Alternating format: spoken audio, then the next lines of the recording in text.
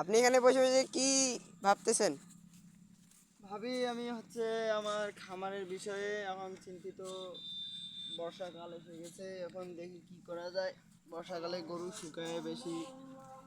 আর এই বর্ষাকালে আমি চিন্তিত হচ্ছি যে গরুর খামারের খাদ্যর জন্য অনেক চিন্তিত। গরুর খামারের কাজ করা অনেক অসুবিধা। এখন কি করা যায়, এখন এগুলোই চিন্তা করতেছি। এখন গরু কিনে ফেলছি, এখন কি করব কি না করব, এখন এগুলো নিয়েই চিন্তা করতেছি। আপনি যে এই গরুর খামারটা দিছেন, জি। এটা কি আপনার নিজের বুদ্ধিতে না কেউ? আমার হচ্ছে এই বুদ্ধি, আমি অনেক আগ থেকে আমি আগে কুমিল্লা ঢাকা এদিকে কাজ করতাম, বাড়িতে থাকতাম না। বিষয় ওইদিকে আমি খামারে বা যে কোনো জায়গায় কাজ করতাম। কাজ করে চিন্তা আমি নিজেই নিজে করছি যে বাইরে আর কাজ করা যায় না, এভাবে অনেক খাটুনি কাজ করতে হয়। খাটনি কাজ করতে হয়, তাই বিধায় আমি চিন্তিত। এইভাবে চিন্তা করতে করতে নিজে একটু চাহিদা করছি যে খামার দেব।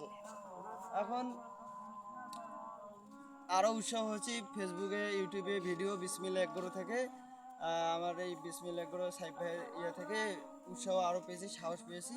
তাই বিধায় আমি গরুর খামার আরও তাড়াতাড়ি ঘাস লাগাইছি। আগে 2 মাস আগে ঘাস লাগাইতে হবে, ঘাস লাগে তারপর আমি এই যে পল নিয়ে গরুর খামারের কার্যক্রম শুরু করছি।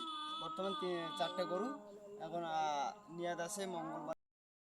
আপনারা পরের ভিডিওয়ে আরও অনেক কিছু জানতে পারবেন আমার জীবন কাহিনী বা আমার যে খামার বিষয়ে। আপনারা পরের ভিডিও দেখতে পারবেন। সাপোর্ট করবেন, সাপোর্ট করলে সাপোর্ট পাবেন।